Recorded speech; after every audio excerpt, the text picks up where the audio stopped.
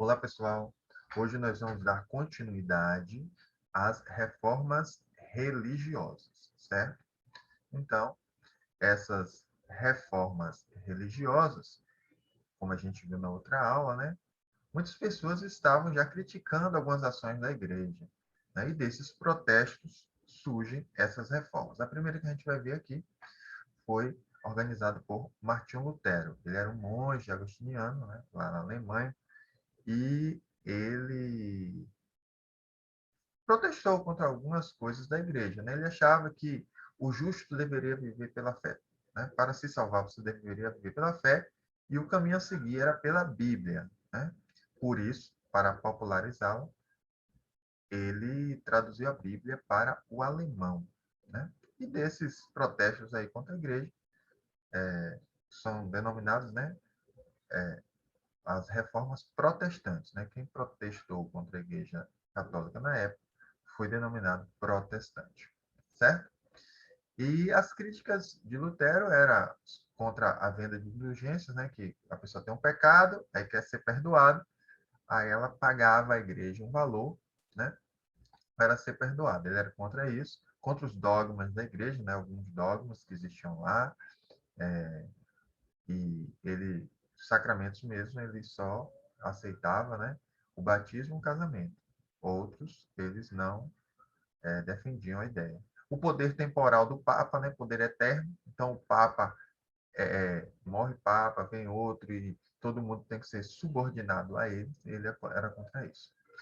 Outra reforma importante também foi a reforma calvinista, liderada por Calvino, lá na Suíça, né, João Calvino.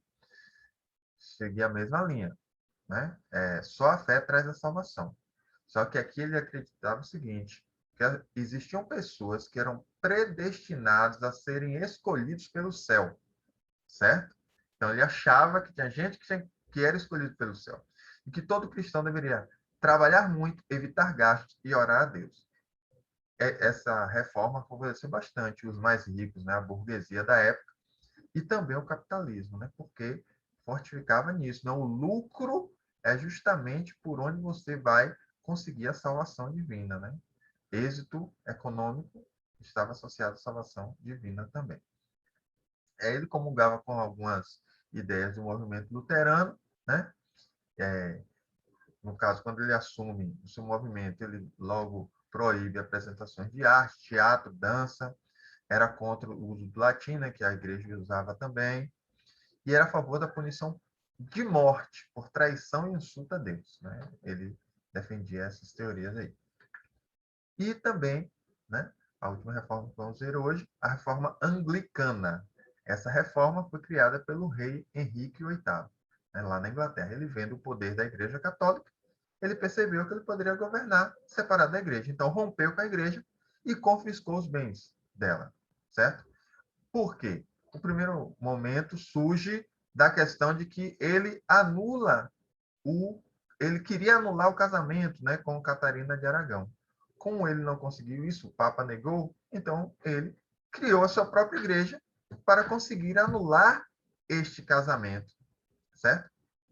E aí também foi instituído, né, pelo parlamento o ato supremo, onde o próprio rei Henrique VIII se tornou o chefe da igreja anglicana da Inglaterra. Depois se espalhou por outros países, mas começou lá na Inglaterra. Né?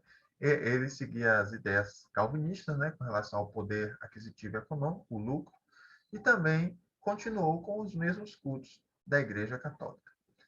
É isso aí, pessoal. Né? Fiquem em casa e sejam felizes.